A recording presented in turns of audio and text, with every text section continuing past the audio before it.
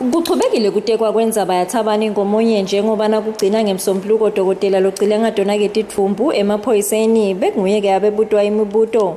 Namhla enkondolo kuvele fakazi wesiphohlongo lekuliphoyisa lembube Bhoncozi wakakunene usebentela-ke emaphoyiseni kumathapha ngaphansi kweliphiko lemigwaco. Kunene uchazile ukuthi wahamba-ke nemaphoyisa lamanye lamabili lekuliphoyisa lakathusi nelakamsibi bayosebenta khona-ke ebusuku bebahlomeke ngetibhamu letinhlavu letilishumi. Uchazile ukuthi bahamba-ke bayawubuka wona-ke umgwaco akahlobile ukuthi-ke unjani. Bahamba-ke ngalomgwaco bade-ke bafika kuwo-ke umgwaco loya-ke enhlangano longu-MR9. Bathi-ke bangakawungeneli lo mgwaco babona-ke timotolo ngesancele letingaba-ke sithupha time-ke tibheke tinhlangothi tonkhana. Kunene uthi-ke batibuta-ke ukuthi ngabe kwentekeni ngabe khona yini ingoti leyendekile. Uthi-ke base baya-ke kule ngoti noma-ke kule timotolo letibhakile lebetishaya-ke ema-hazard. Uthi-ke wafike wapaka baphuma-ke emotini baya-ke kule timoto bakhanza ukuthi kude umuntu bekakule motolo.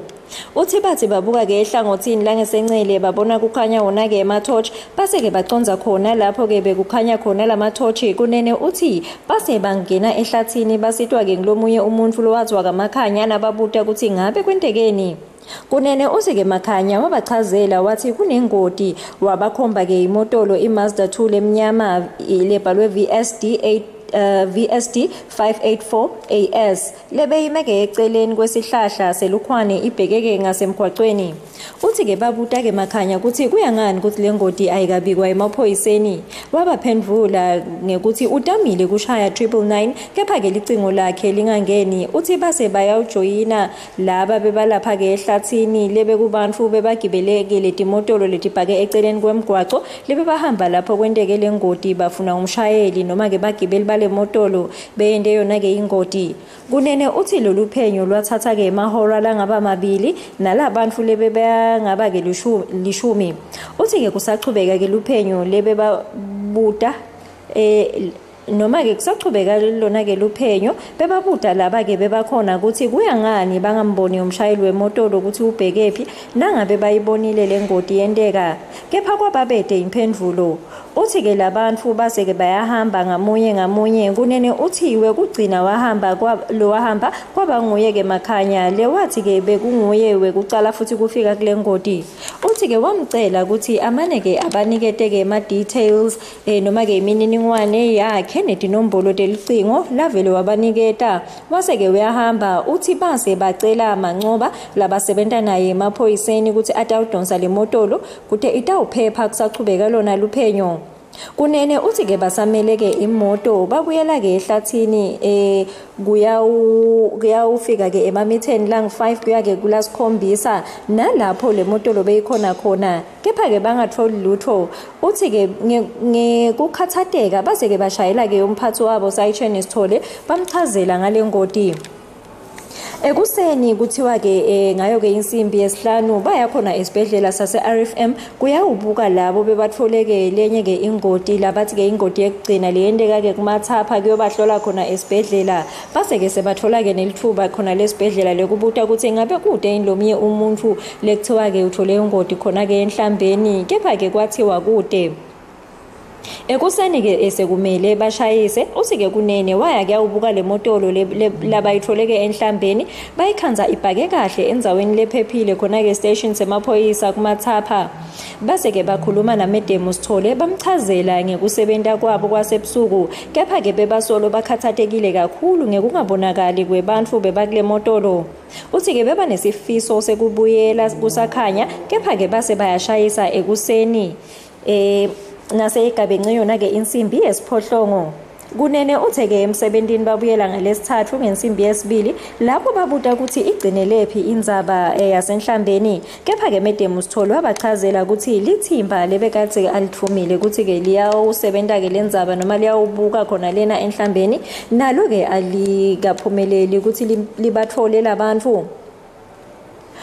Kunene uchazile ukuthi ekuseni wase uthola lona ke lucingo lelibuya ke kuye Msibi lathi naye uthole lucingo leliqhamuka kaManzini epolice station kuye ke Station Horton lo wathi wenda ke luphenyo lwengodi yemoto lothite uthi ke bavumelana naMsibi ukuthi babuyele la kwenteke khona lengodi njengoba ihlobo tale moto lo tathi atimati umshayeli nato tifuna yena uthi base balungiselela kuya kulendzawo kepha ke balingani bakhe lokunconstable Thusi naye Msibi bajikiswa abaphathi ukuthi bangayi ngoba kumele bentekele eminye imisebenzi kwathi akahambe yedvana wase uhamba ke na Sergeant Dube naye ke Sergeant Motha uthi ke kuleli thimba la kaManzini bekunaye Inspector Mgomedulu naye Sergeant Horton nalama nje amaphoyisa asejele uthi ke asawachazela ngendzaba nje yale ngodi babona ke umuntu munye lebekathe asehlathini sekaphakamisa sandla akhomba ekhathi esihlahleni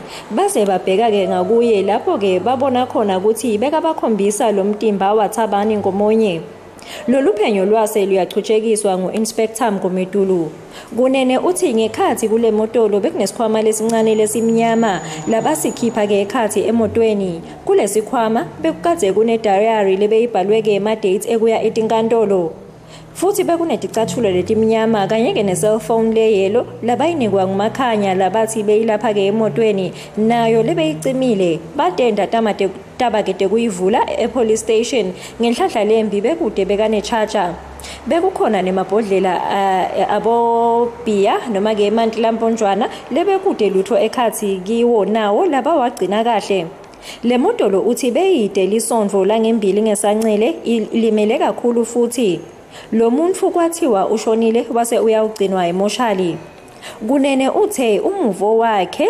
njengeliphoyisa lemgwaco ukuthi kungendeka kubeke lo mshayeli bekakade ashayela alele noma ke abehamba ngesivinini lesisetulu ngoba kuhutela kukhomba noma ke lokukhomba ukuthi kwaba nekubhilika lokwabakhona Advocate Tsotsi Mabila usolekele liphoyisa lelingubhoncozi kunene ngekucamba emanga nalithula lobufakazi ngoba linenhloso yekuvikela emaphoyisa edindzabeni yeMaswati Channel ngimlonhlahla thwala ngese Correctional Services ngumathapha